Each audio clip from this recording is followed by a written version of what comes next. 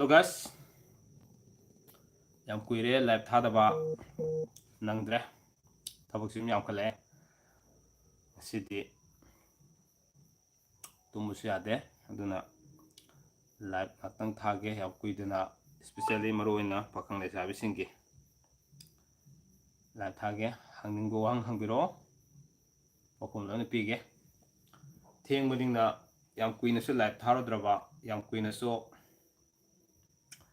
blog semudrabanina mayam changnarakpadi khara watkadaw male anyway adubo kana kana sangapuni yengke mayam gi wahangdo ai ngaijage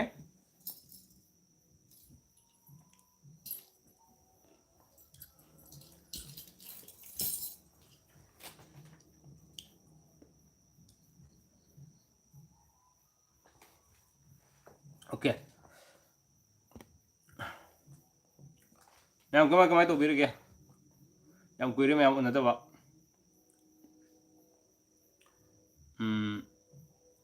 mayam gi blog dum semnaba honjeri ko ai thak chin mai dar ji kan che aduna ne aduga ai gi kanu studio ka amaso yam kana semba honjeri hatare mayam si lorga gyan tan sun thamjage khanjabane thongnawjam romi thank you so much first comment pibirakpagi damakta tagajari ai live yam kuina thajaro only minute manga tara muk thajage mayam gi ningmu thungdaba mathang mathang loina honajarani hatare ko asem kb thank you so much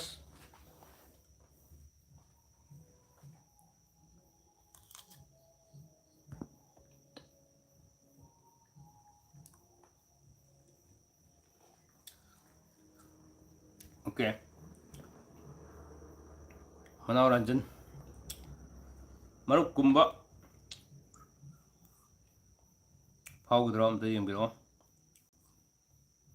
phawgni kay muthen jarage ngasidi mayan thong chare ilija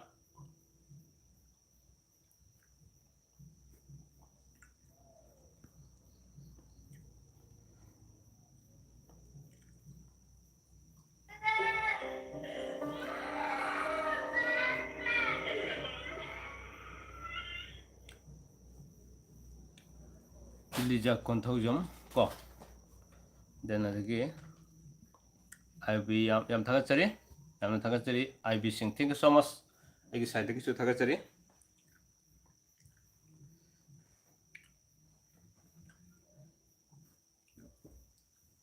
okay lighting channel mayam thank you so much lighting channel tanawjum romi uncle kari mathel sarge ai mayan thong sare lighting channel tamuse kay lamdagi no okay ai herok tagi ne yam kuire mayam gi seba se phangdabasi ko do matamna pujirakani soidena ki mayam gi seba mapung phana tawba mara ama YouTube to ngoromdo sum sahi yam silakpagi thabak yam silakpa sina ngamakte hatare adubu ngamani ko aduga misna mayang lambam nungai ba video thagat piro okay thank you so much thagat sarake ko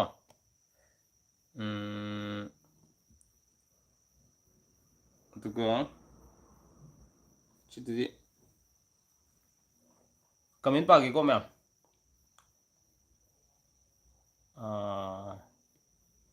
ananda lairenjam tamora sisap manabase favro danu ngakta yam phai adudi rasi manabadi ko numit manabadi phatte aduga manoranjan october kunda lottery tai itaiba brogi aigi daw ti adu hana haido di daw yagandabni ko mira aisi video yam kuina thagkhidaba ko aduna YouTube tagi warning am lakpa aduna ngasi ngatang live thajabane sidedi yam zum adum thajanaba yam kana honajari hatare ko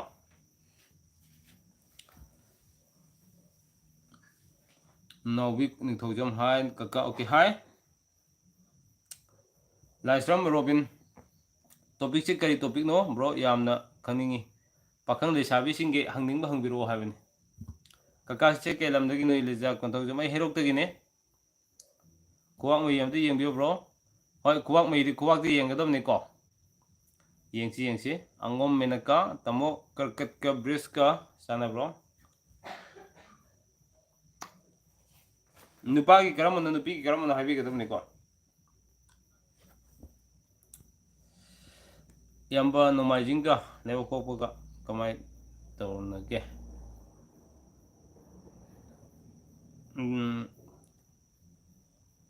Nupana lewa kuku oragadi ampai. Nupi adu nupana nomajing oragadi kitang sana wale ko. Manawaran as luar he. Mama ga masanupi ga mapok manaba pabro. Kesukai Mira kaka iki comment pabiram dre Thursday pokpa Saturday ga sisana bro. Thursday Friday Saturday. Nupana Saturday orba nupina Thursday or disane. Nupigina karkane nupagina brisni. Chane. Duga Sunday se sana ba ora simana ba kitang sana sorry mapok nimit mana ba kitang pokna diko. Lewo kuku sawan sen ga nupana lewo kuku nupina sawan sen or disane. Manawaranjan Thunghange Romi aina hojik khangnariba misakse thungnagadra khangjaningi adudi habi yaro he misna mayanglabam ipok numit manabasi kitang phabwale tamo nupana sawon sen nupina yubjegesa adudi rasi manaradi fani natragadi kitang phabwale ko kainomta hangjege nupana yubjegesa rasina minna nupina thangja yam chani ko yam pakni makarga kainaga se chana bro maya wani chani nupina songon sen nupana thangja songon sen thangja no wai thogale chani ko SMS moirang nupana Monday nupina Thursday sorry Tuesday Monday Tuesday adudi yam pakni ko Ramanda langpok lakpum hai Thursday ga Friday ga se chana bro nupana Thursday nupina Friday chane aduga misna wayang labam danu ga brisika si chana bro tamo jai chane Sitten princess bro aigi Saturday ne nupa se karamba numita pokpuga sana dinamda hai bro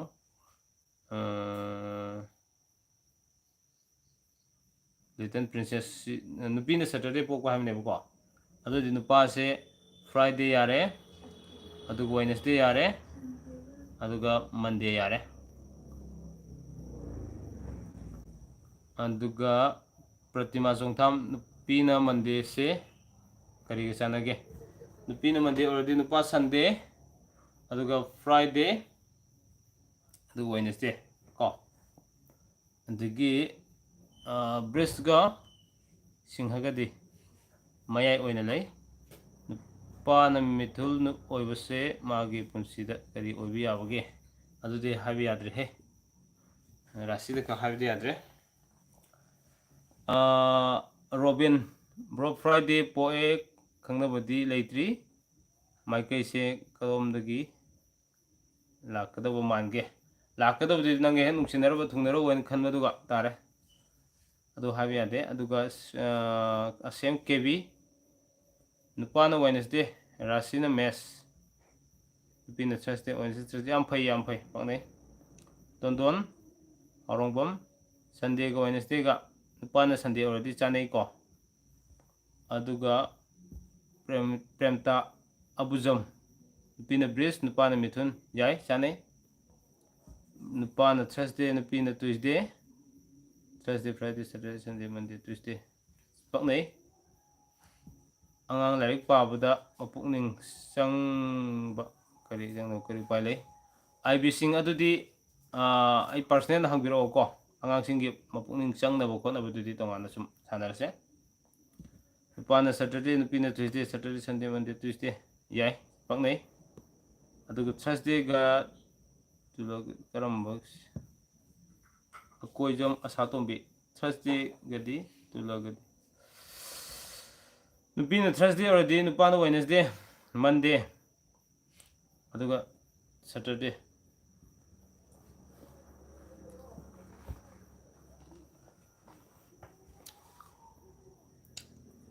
tuga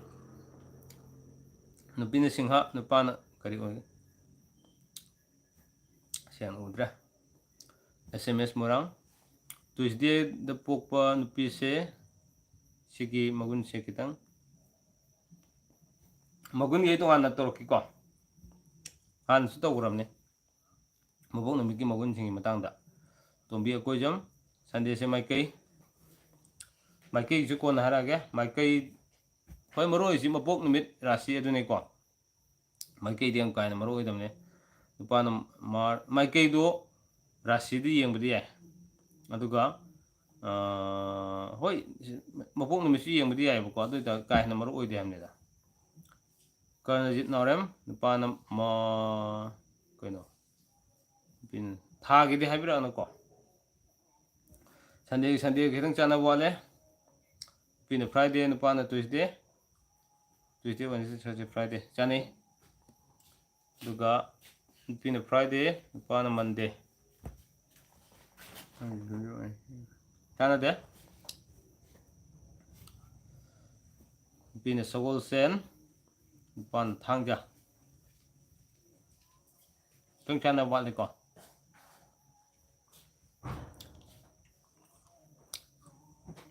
khabai tai nebo ko nupana Thangja ga nebo ko Thangja no majing to ga nebo chani Sunday ga chana basa nupana Sunday oragadi nupina Monday Wednesday Friday oragada ba nupa Monday nupina Tuesday yai chani RM kuman nupi Thursday aduga nupa Saturday Sunday Monday Tuesday Wednesday Thursday yai paknai Monday ga nupa Wednesday Thursday Friday Saturday Sunday Monday chani paknai mite lema nupi na Wednesday nupa na Thursday tang chana phati ko Rome chumnam nupa na Wednesday rasina Makar nupi na Tuesday rasina Brisip chana bo Wednesday ga Tuesday ga tang chana wale ko Elangbom arena nupi Sunday nupa Monday tang chana phate nupi ne Eben ke thagim yare Ashram Ravin Roy Friday ne kaina si mabok numi thabiro khabai tare se pa na ro nupi na ro ani mo pula yeng do bane nupa Wednesday nupi Sunday Wednesday Thursday Friday Saturday Sunday tang chana wale nupa Wednesday nupi Thursday yai chanai nupa na Tuesday nupi Wednesday chanai jinna Thunghange Ningthojum Balesor nupa Wednesday chanabra Wednesday chanaba kari no hari brak yanda de Tuesday nupi na Sunday Tuesday Wednesday Friday Saturday Sunday yai chanai Sarjut Thokchom nupi na Monday nupa na Wednesday Thursday Friday Saturday Sunday Monday yai paknai RK sagai gi yekse mangang oibene nupa Monday nupi Sunday tang chana wale Kumarjit okay sumana tongan ba ai comment khar sum pajare grahagi dasagi maramda khara nei navira o okay ai blog semjar ke khara se semjar khara bane ko kanana hungri cha Selis server man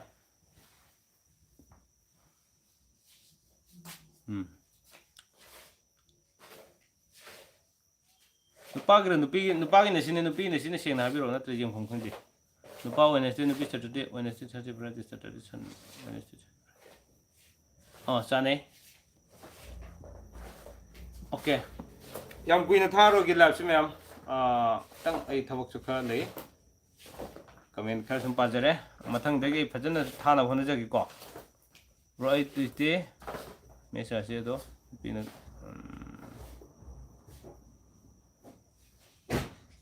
Tuesday ꯑꯣꯏꯔꯗꯤ ꯅꯨꯄꯤꯅ Wednesday ꯂꯧꯕꯤꯔꯣ Friday ꯂꯧꯕꯤꯔꯣ ꯁꯟꯗꯦ ꯂꯧꯕꯤꯔꯣ ꯀꯣ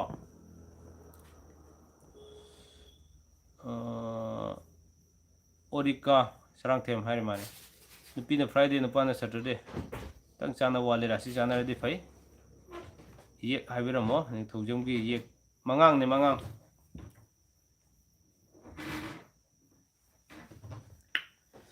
오케이 ꯃꯌꯥꯝ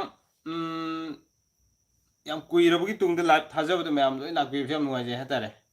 ꯑꯗꯣ ꯉꯁꯤꯗꯤ ꯈꯤꯇꯪ ꯃꯄꯨꯡ ꯐꯥꯗ꯭ꯔꯦ ꯑꯩ ꯅꯦꯛꯁꯇ ꯈꯔ ꯉꯟꯅ ꯏꯁꯄꯤꯁꯦꯜꯂꯤ ꯄꯥꯈꯪ ꯂꯩꯁꯥꯕꯤꯁꯤꯡꯒꯤ ꯑꯣꯏꯕ ꯕ꯭ꯂꯣꯛꯁꯦ ꯑꯩ ꯃꯊꯪ ꯈꯔ ꯁꯦꯝꯖꯔꯛꯀꯦ ꯀꯣ ꯍꯩꯔꯣꯛ ꯀꯥꯏ ꯖꯒꯥꯗꯒꯤꯅꯣ ꯍꯥꯏꯔꯤ ꯃꯦꯅꯀꯥꯅ ꯍꯩꯔꯣꯛ ꯂꯥꯏꯃꯌꯨꯝꯗꯒꯤꯅꯦ ꯅꯨꯄꯥ ꯁꯟꯗꯦ ꯅꯨꯄꯤ ꯃꯟꯗꯦ ꯌꯥꯏ ꯄꯛꯅꯩ Balesor thank you bro okay welcome good night Balesor okay good night good night ꯍꯥꯏꯔꯤ ꯀꯃꯦꯟꯗꯤ ꯂꯥꯛꯄ ꯂꯦꯞꯇ꯭ꯔꯤ ꯃꯊꯪ ꯅꯨꯄꯤꯅ ꯁꯟꯗꯦ ꯅꯨꯄꯥꯅ ꯐ꯭ꯔꯥꯏꯗꯦ ꯍꯥꯏꯔꯤ ꯐ꯭ꯔꯥꯏꯗꯦ ꯁꯦꯇꯔꯗꯦ ꯁꯟꯗꯦ ꯈꯤꯇꯪ ꯆꯥꯅ ꯐꯠꯇꯦ 오케이 ꯅꯨꯄꯤꯅ ꯌꯨꯝ ꯆꯠꯈꯤꯁꯨ ꯅꯨꯄꯥꯅ ꯁꯒꯣꯜꯁꯦꯟ ꯍꯥꯏꯕꯅꯦꯀꯣ ꯔꯥꯁꯤ ꯃꯥꯟꯅꯕꯅꯤ ꯐꯩ ꯅꯨꯃꯤꯠꯇꯤ ꯈꯤꯇꯪ ꯆꯥꯅ ꯐꯠꯇꯦ ꯑꯗꯨꯒ ꯅꯨꯄꯥꯅ ꯃꯤꯊꯨꯟ ꯅꯨꯄꯤꯅ ꯃꯦꯁ ꯌꯥꯏ ꯆꯥꯅꯩ ꯅꯨꯄꯤ ꯃꯟꯗꯦ ꯅꯨꯄꯥ ꯁꯦꯇꯔꯗꯦ ꯁꯟꯗꯦ ꯃꯟꯗꯦ ꯑꯗꯨꯁꯨ ꯔꯥꯁꯤ ꯃꯥꯟꯅꯔꯗꯤ ꯐꯒꯗꯧꯕꯀꯣ ꯃꯊꯪꯗꯤ ꯌꯨꯝꯕꯥꯜꯂꯣꯟ ꯈꯔ ꯁꯦꯝꯕꯤꯔꯛꯑꯣ ꯌꯨꯝꯕꯥꯜꯂꯣꯟ ꯑꯩ ꯃꯃꯥꯡꯒꯤ ꯁꯦꯔꯤꯁ ꯃꯈꯩꯗꯣ ꯑꯝꯇ ꯌꯦꯡꯕꯤꯌꯣ ꯌꯨꯝꯕꯥꯜꯂꯣꯟ ꯁꯦꯔꯤꯁ 50ꯒꯤ ꯃꯊꯛꯇ ꯑꯩ ꯁꯦꯝꯖꯈ꯭ꯔꯕꯅꯤꯀꯣ 에피ꯁꯣꯗ 9 ꯑꯔꯤꯕ ꯚꯤꯗꯤꯑꯣ ꯉꯥꯛꯇꯅꯦ ꯑꯃꯨꯛꯇꯪ ꯃꯌꯥꯝ ꯅꯩꯅꯕꯤꯌꯣ ꯑꯩꯅꯁꯨ ꯑꯃꯨꯛꯀꯁꯨ ꯍꯟꯅ ꯔꯤꯃꯤꯛꯁꯀꯤ ꯇꯥꯏꯞꯇꯀꯣ ꯔꯤꯃꯦꯛꯁ ꯑꯃꯨꯛ ꯇꯧꯖꯔꯛꯀꯅꯤ ꯍꯥꯏꯇꯥꯔꯦ ꯃꯇꯝꯗꯨꯗ ꯆꯤꯊꯍꯧꯕ ꯈꯣꯠꯄ ꯈꯔ ꯌꯥꯎꯕꯁꯤꯡꯁꯨ ꯑꯗꯨꯝ ꯅꯩꯅꯖꯔꯛꯀꯦ ꯅꯨꯄꯥꯅ ꯐ꯭ꯔꯥꯏꯗꯦ ꯑꯗꯨꯒ ꯅꯨꯄꯤꯅ ꯇꯨꯏꯁꯗꯦ ꯐ꯭ꯔꯥꯏꯗꯦ ꯁꯦꯇꯔꯗꯦ ꯁꯟꯗꯦ ꯃꯟꯗꯦ ꯇꯨꯏꯁꯗꯦ ꯐ꯭ꯔꯥꯏꯗꯦ ꯁꯦꯇꯔꯗꯦ ꯁꯟꯗꯦ ꯃꯟꯗꯦ ꯇꯨꯏꯁꯗꯦ ꯈꯤꯇꯪ ꯆꯥꯅ ꯐꯠꯇꯦ ꯑꯣ ꯀꯩꯅꯣ ꯋꯦꯗꯅꯁꯗꯦꯒ ꯊꯔꯁꯗꯦꯒ ꯁꯤꯃ ꯆꯥꯟꯅꯔꯦ ꯑꯗꯨꯒ ꯋꯦꯗꯅꯁꯗꯦ ꯊꯔꯁꯗꯦ ꯌꯥꯔꯦ ꯅꯨꯄꯥ ꯃꯟꯗꯦ ꯅꯨꯄꯤ ꯁꯟꯗꯦ ꯈꯤꯇꯪ ꯆꯥꯅ ꯐꯠꯇꯦ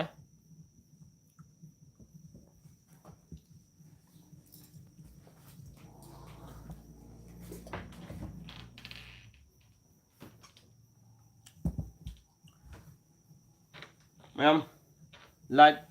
ꯂꯥꯏꯚꯁꯤ ꯑꯗꯨꯝ ꯁꯦꯡꯕ꯭ꯔꯥ ꯀꯃꯥꯏꯅ ꯇꯧꯒꯦ ꯃꯟꯗꯦꯒ ꯁꯟꯗꯦꯒ ꯕ꯭ꯔꯦꯁ ꯂꯛꯀꯤ ꯏꯁꯇꯣꯟꯒꯤꯁꯨ ꯁꯦꯝꯖꯈ꯭ꯔꯕꯅꯦ ꯚꯤꯗꯤꯑꯣ ꯑꯗꯨ ꯌꯦꯡꯕꯤꯌꯨꯀꯣ ꯃꯌꯥꯝ ꯑꯌꯥꯝꯕ ꯑꯩ ꯁꯦꯝꯕ ꯌꯥꯕꯗꯤ ꯁꯦꯝꯈ꯭ꯔꯕꯅꯤ ꯅꯤꯡꯊꯧꯖꯝꯒ ꯑꯥꯔ ꯀꯦ ꯂꯧꯅꯕ ꯌꯥꯕ꯭ꯔꯣ ꯃꯉꯥ ꯉꯥꯛꯇꯗꯤ ꯇꯥꯏ ꯑꯗꯨꯕꯨ ꯑꯥꯔ ꯀꯦꯗꯤ ꯌꯥꯏ ꯀꯥꯏꯅ ꯂꯩꯕꯅꯤ ꯆꯠꯅꯕꯤꯁꯤ ꯃꯤꯑꯣꯏꯕꯁꯤꯡꯅ ꯁꯦꯝꯕ ꯉꯥꯛꯇꯅꯤ ꯅꯨꯄꯤꯅ ꯊꯔꯁꯗꯦ ꯅꯨꯄꯥꯅ ꯐ꯭ꯔꯥꯏꯗꯦ ꯍꯥꯏꯗꯤ ꯈꯤꯇꯪ ꯆꯥꯅ ꯐꯠꯇꯦꯀꯣ ꯑꯗꯨꯒ ꯁꯟꯗꯦ ꯄꯣꯛꯄ ꯅꯨꯄꯥꯁꯦ ꯀꯩ ꯅꯨꯃꯤꯠꯀ ꯆꯥꯟꯅꯒꯦ ꯅꯨꯄꯤꯅ ꯁꯟꯗꯦ ꯍꯥꯏꯕ ꯅꯨꯄꯤꯅ ꯁꯟꯗꯦ ꯑꯣꯏꯔꯗꯤ ꯅꯨꯄꯥꯒꯤꯅ ꯁꯦꯇꯔꯗꯦ ꯂꯩꯔꯦꯀꯣ ꯑꯗꯨꯒ ꯊꯔꯁꯗꯦ ꯂꯩꯔꯦ ꯑꯗꯨꯒ ꯇ꯭ꯌꯨꯁꯗꯦꯒ ꯁꯤꯡꯁꯤ ꯐꯒꯗꯧꯕꯀꯣ ꯁꯦꯡꯉꯦ ꯊꯦꯡꯛ ꯌꯨ ꯁꯣ ꯃꯁ ꯅꯨꯄꯥꯅ ꯑꯣꯀꯦ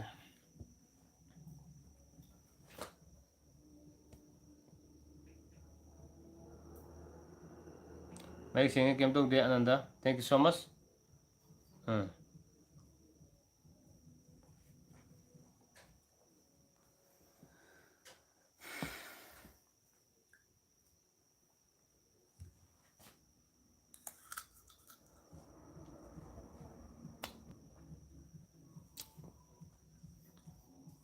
ꯅꯨꯄꯥꯅ ꯃꯟꯗꯦ ꯑꯣꯏꯔꯗꯤ ꯀꯩꯒ ꯅꯨꯄꯥꯅ ꯃꯟꯗꯦ ꯑꯣꯏꯔꯗꯤ ꯅꯨꯄꯤꯅ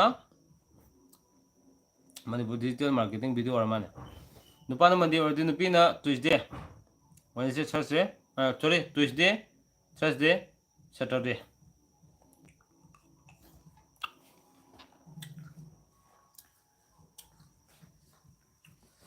ꯃꯌꯥꯝ ꯉꯁꯤꯒꯤꯗꯃꯛꯇꯗꯤ ꯉꯥꯛꯄꯤꯒꯅꯤ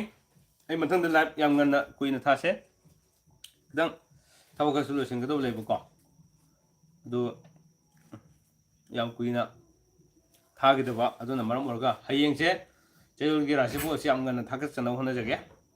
ꯑꯗꯨꯒ ꯂꯣꯏꯁꯤꯜꯂꯛꯄꯗ ꯑꯩꯁꯦ ꯑꯩꯈꯣꯏꯒꯤ ꯕꯤꯖꯤꯅꯦꯁꯀꯤ ꯊꯕꯛ ꯑꯃ ꯇꯧꯔꯤ ꯐꯥꯏꯇꯣ ꯂꯥꯏꯐꯀꯤ ꯃꯌꯥꯝꯁꯨ ꯑꯗꯨꯃꯛ ꯈꯪꯕꯤꯔꯕꯅꯤ ꯐꯥꯏꯇꯣ ꯂꯥꯏꯐꯁꯤꯅ ꯃꯌꯥꯝꯒꯤ ꯁꯦꯕꯥ ꯇꯧꯕꯗ ꯑꯗꯨꯛꯀꯤ ꯃꯇꯤꯛ ꯌꯥꯝꯅ ꯑꯩꯈꯣꯏꯗ ꯅꯤꯡꯕ ꯊꯨꯡꯖꯕ ꯃꯌꯥꯝꯒꯤ ꯁꯦꯕꯥ ꯃꯄꯨꯡ ꯐꯥꯅ ꯇꯧꯕ ꯉꯝꯕꯁꯨ ꯑꯣꯏ ꯌꯥꯝ ꯁꯥꯊꯤ ꯁꯥꯊꯤꯔꯕ ꯑꯅꯥꯕ ꯀꯌꯥ ꯐꯥꯏꯇꯣ ꯂꯥꯏꯐꯀꯤ ꯁ꯭ꯇꯦꯝ ꯁꯦꯜꯁꯤꯅ ꯐꯍꯜꯂꯛꯄ ꯉꯝꯈꯤꯕ ꯑꯗꯨꯅ ꯃꯔꯝ ꯑꯣꯏꯔꯒ ꯑꯩꯉꯣꯟꯗ ꯍꯦꯟꯅ ꯑꯆꯤꯟꯕ ꯊꯕꯛꯁꯨ ꯌꯥꯝꯅ ꯑꯣꯏꯈ꯭ꯔꯦ ꯍꯥꯏꯇꯥꯔꯦ ꯃꯌꯥꯝꯁꯤꯒꯤ ꯈꯪꯅꯔꯛꯄ ꯈꯣꯠꯄ ꯃꯌꯥꯝꯁꯤꯡꯅ ꯃꯊꯪ ꯑꯣꯔꯗꯔ ꯇꯧꯕꯤꯔꯛꯄ ꯗꯦꯟ ꯑꯗꯒꯤ ꯍꯤꯗꯥꯛ ꯂꯧꯅꯤꯡꯉꯛꯄ ꯑꯃꯗꯤ ꯑꯅꯥꯕ ꯂꯩꯔꯝꯕ ꯃꯇꯝ ꯀꯨꯏꯅ ꯑꯉꯥꯡ ꯌꯥꯎꯕ ꯉꯝꯗꯅ ꯂꯩꯔꯝꯕ ꯀꯌꯥ ꯑꯉꯥꯡ ꯌꯥꯎꯔꯛꯈꯤꯕ ꯁꯤꯒꯨꯝꯕ ꯃꯌꯥꯝꯁꯤꯅ ꯑꯩꯁꯦ ꯃꯊꯪ ꯃꯌꯥꯝꯒꯤ ꯁꯦꯕꯥ ꯈꯤꯇꯪ ꯇꯧꯅ ꯂꯩꯖꯕꯅꯦ ꯑꯗꯨꯕꯨ ꯌꯨꯇ꯭ꯌꯨꯕꯇꯒꯤ ꯈꯤꯇꯪ ꯑꯩ ꯃꯥꯏ ꯑꯣꯟꯁꯤꯟꯕ ꯈꯔ ꯂꯥꯞꯊꯣꯛꯈꯤꯕꯗꯣ ꯍꯧꯖꯤꯛ ꯑꯃꯨꯛ ꯇꯞ ꯅꯛꯁꯤꯜꯂꯛꯑꯅꯤ ꯑꯗꯨ ꯃꯌꯥꯝꯒꯤ ꯁꯦꯕꯥꯁꯦ ꯑꯃ ꯅꯠꯇ꯭ꯔꯒ ꯑꯃꯗꯤ ꯁꯣꯏꯗꯅꯃꯛꯀꯤ ꯀꯔꯤꯒꯨꯝꯕ ꯈꯔꯗꯤ ꯑꯗꯨꯃꯛ ꯇꯧꯔꯝꯒꯦ ꯍꯥꯏꯕꯒꯤ ꯋꯥꯈꯜꯂꯣꯟꯗ ꯂꯩꯖꯔꯤꯕꯅꯤ ꯑꯗꯨꯅ ꯄꯤके ꯆꯦꯅꯦꯜ ꯃꯌꯥꯝꯒꯤꯗꯃꯛꯇ ꯀꯔꯤꯒꯨꯝꯕ ꯈꯔ ꯀꯥꯟꯅꯕ ꯐꯪꯅꯕꯒꯤꯗꯃꯛꯇ ꯍꯥꯏꯗꯨꯅ ꯈꯪꯃꯤꯟꯅꯁꯤ ꯍꯥꯏꯕꯒꯤ ꯋꯥꯈꯜꯂꯣꯟꯗ ꯄꯨꯊꯣꯛꯆꯔꯛꯄ ꯆꯦꯅꯦꯜ ꯑꯣꯏꯕꯅꯤꯅ ꯑꯗꯨꯃꯛ ꯃꯈꯥ ꯇꯥꯅꯁꯨ ꯃꯌꯥꯝꯒꯤꯗꯃꯛ ꯀꯔꯤꯒꯨꯝꯕ ꯈꯔ ꯀꯥꯟꯅꯕꯗꯤ ꯐꯪꯍꯟꯈꯤꯒꯅꯤ ꯍꯥꯏꯕ ꯋꯥꯐꯝꯁꯤ ꯊꯝꯖꯔꯒ ꯉꯁꯤꯒꯤꯗꯤ ꯃꯈꯥ ꯇꯥꯅ ꯑꯩ ꯀꯃꯦꯟ ꯄꯥꯖꯔꯣꯏꯒꯦ ओके आई नंबर पिरो नंबर हाइजरगे 700 59 833 96 नंबर हम कहेंगे 800 सॉरी 700 59 833 96 हारिबा नंबर से दम हंगिरो हजी पर्सनल नंबर हंगिरकुदो अदो अदिदि मैम आई कमेंट लोइन पाजते वरो बिरनो थबकची याद्रे अदुना नेक्स्ट आई खरंग अनदम थाजरके असिगिदि काइनन याथंग दिजगे पिना बिरसी